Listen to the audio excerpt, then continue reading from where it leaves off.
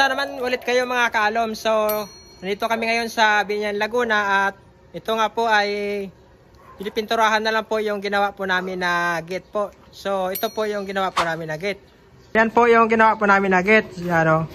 Yung pinaka-framing nga po niyan ay yung 2x3 po na tubular, tapos yung kapal niya po is 1.5. Tapos ganyan po yung design niya po. May 3/4 na tubular, yung 1x1, tsaka yung 1x2. Yan. Tapos yung sinama ni Sir yung bakod niya, ganoon din po yung design niya. Pinaka-framing nga po ay yung 2x3 tubular. Yan po, tapos yung ganoon din po yung design niya. Yan po. Tapos ito po yung mga kaalom natin, ito gumagawa sila oh.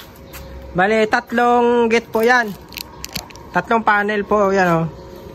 Ngayon lang ulit nakapag-vlog dahil may issue lang na konti. Pero okay na. Yan. Tapos yan po, oh.